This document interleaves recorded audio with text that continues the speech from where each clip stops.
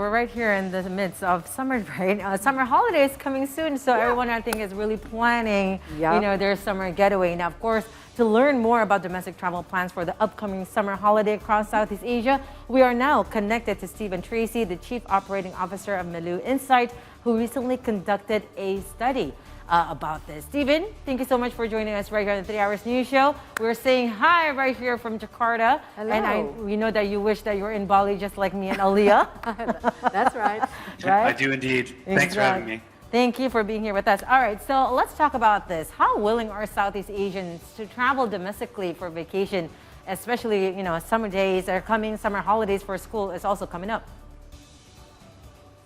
Yeah, so willingness is really high right now. So we did a poll of more than 5,000 consumers across Southeast Asia, including countries like Indonesia, Philippines, Vietnam, etc. And we asked them questions around their interest in traveling, what kind of trips they want to take. And the first thing we found is that willingness to travel domestically right now is really high. It's particularly high in countries like Indonesia and Philippines. So I think that speaks to the fact that, there's a lot of space in countries in Southeast Asia. There's a lot of beautiful places you can visit. And while some people may not be ready yet for international travel, turning to domestic travel to kind of get their travel, to kind of get it out of their system and take their first trips. All right, what about the concerns? We know that Indonesian travelers, they really want to travel, but then there are concerns as travel opens amid the easing of travel restrictions via the other countries. Yeah, so concern levels vary a lot by country.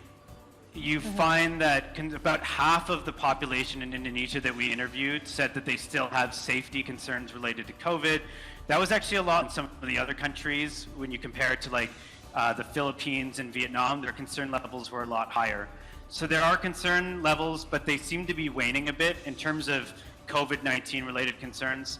But the thing is, it's not just about COVID right now. You do have other issues that seem to be popping up, like the spread of monkeypox, and even in Indonesia, hand, foot, mouth. But overall, I think that people are cautiously optimistic, and those concerns are not going to stop them from traveling. And Stephen, most people. Yeah, and I think most people, especially right here in Indonesia or Southeast Asian, people or countries, I think the people are ready to still following the health protocols. Yes. Even though it's not mandatory by any countries, right? They know how to wear their mask, washing their hands and, watching their distance and whatnot. But I think especially the Indonesians, they're ready to travel. I mean, there's a lot of, our friends that travel even during the pandemic, but just coming back to Indonesia because of the quarantine time, I think they were reluctant to go. Now, Stephen, on this, what are the key highlights in terms of travel habits and preference or references of domestic travelers that right now?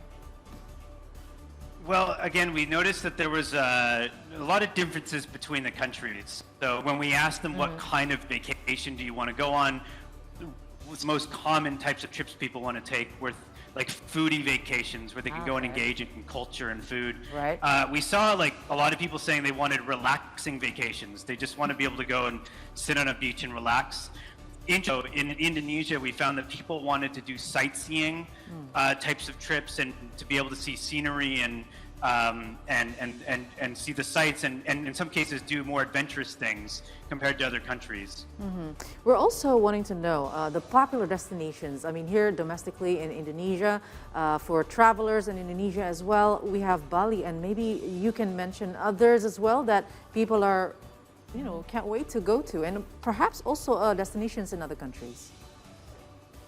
Yeah, so when we asked the top destinations, Bali was on the top of the list.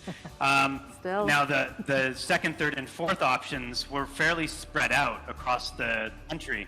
So you had, and forgive me for the pronunciation, but Yogyakarta was ranked second in terms of the top travel destination. And then you also had places like Labuan Bajo and Raja Ampat also ranking very high for top domestic destinations. All right. And also, Stephen, from your data also and from your research, people are likely, especially Indonesian, are they likely to go bound, for their holidays by air? Is it, by their car? Because I remember especially during the pandemic, people would travel, just use their personal transportation or their cars as opposed to, by air or maybe by trains. What's your research on this? So we asked, their preference to travel by land, air, sea, and by land and by car or bus was the number one option. I think that kind of makes sense because, it may even be more accessible for people to use a bus or a car to get to a lot of these places. Domestic airfare or traveling by air was also fairly high. About 40% said that they were interested or likely to travel by air, but it was mainly by land. Yeah, so how do you see the forecast, if you would say that, tourism will be back as usual, Yes. business as usual? When is it going to happen? If things keep going the way that they're going now in terms of the pandemic, the COVID pandemic is under control, the vaccines we have seem to be working well with the current variants, and you don't have any big issues with these new things that are coming up like monkeypox, I think that the travel industry, the latter half of this year is going to be a big year.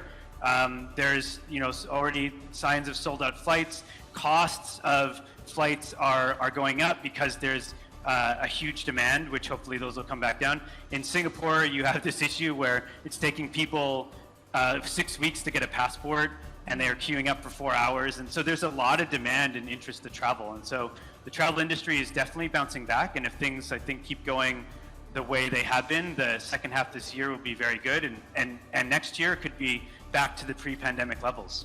And also we saw a lot of travel agencies or travel platforms having a lot of promos and packages. Exactly. Travel fair is back, by the way, so it's so good to go. Now, how likely are, unlikely for people to use travel agency service for their domestic travel and vacation plans, Stephen? Very, very high. So we asked them how they would book their trips, and we saw a very high proportion of people saying that they would use travel agencies. I think people do want convenience. Travel is very tricky. There's a lot of logistics that you have to plan, and I think a lot of people do like the idea of outsourcing that pain to travel agencies.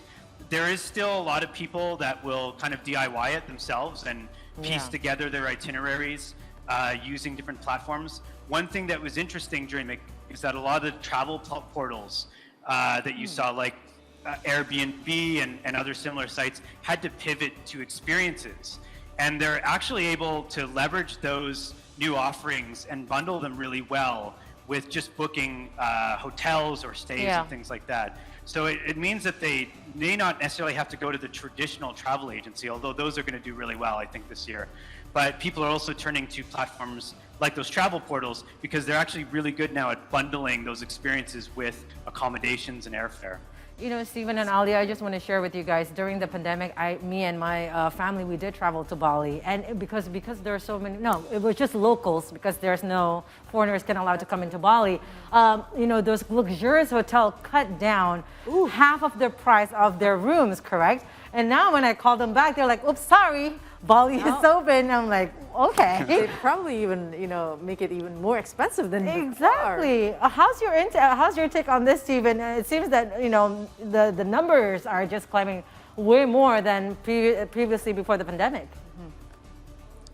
Yeah, prices are going to go up for a while. You've already seeing it in airfare, and I think you're definitely seeing like a bounce back in terms of accommodations, because now the question is, are they going to be higher than the pre-pandemic levels? And if they are they going to stay there?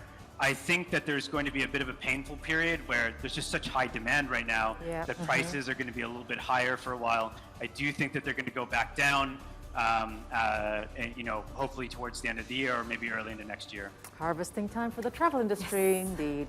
Thank you so much, Stephen, for sharing that with us. We do really appreciate it, and hopefully we can travel really soon. We'll come to Bali anytime. Thanks so much. Thank you. Thank you so much, Stephen. All right, so we have to book the tickets right now, Leah. Right now.